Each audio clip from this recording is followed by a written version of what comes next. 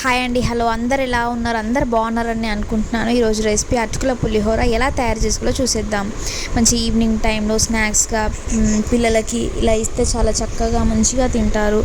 ఇప్పుడు ఒక గిన్నె తీసుకొని గిన్నెలో మంచిగా అటుకులు తీసుకొని లో ఫ్లేమ్లో మంచిగా అటుకులు వేగేటట్టుగా మంచిగా వేయించుకోవాలి. లో ఫ్లేమ్లో అటుకులు మంచిగా ఇట్లా నలిపితే ఇట్లా తునిగిపోవాలన్నట్టు, అట్లాగా అటుకులాంగో అట్లాగా. సో అటుకులు అలాగా లో ఫ్లేమ్లో మంచిగా వేయించి ఇప్పుడు వేరే గిన్నెలో తీసుకొని పక్కన పెట్టుకోవాలి. అటుకులు గిన్నెలోకి తీసుకున్నాం కదా అటుకులు, అదే కళాయి మళ్ళీ పొయ్యి మీద పెట్టుకొని స్టవ్ ఆన్ చేసుకొని అందులో కొంచెం ఆయిల్ పోసేసుకోవాలి.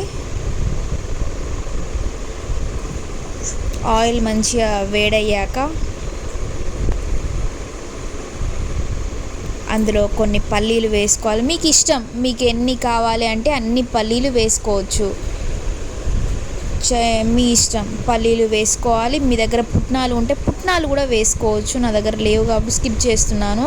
సో కరివేపాకు వేసుకోవాలి. మీ ఇష్టం, ఎంత అంటే అంత వేసుకోవచ్చు. కరివేపాకు కూడా బాగా లో ఫ్లేమ్లో మంచిగా వేయించుకోవాలి. వేయించుకున్నాక కొంచెం సాల్ట్, తగినంత సాల్ట్ వేసుకోవాలి. తర్వాత కొంచెం చిటికెడు కారం వేసుకోవాలి. కొంచెం ఎక్కువ కారం తినే వాళ్ళైతే ఎక్కువ వేసుకోవచ్చు. మేము నార్మల్గా తింటాం కాబట్టి నార్మల్గా వేసుకున్నాను. కొంచెం పసుపు కూడా యాడ్ చేసుకోవాలి. ఇప్పుడు మంచిగా కలపెట్టుకున్న తర్వాత ఏంచి పక్కన పెట్టుకున్న అటుకులు అనేది ఇందులో యాడ్ చేసేసుకోవాలి.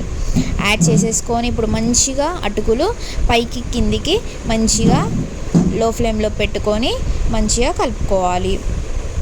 సో ఇలా కలుపుకున్నాం కదా.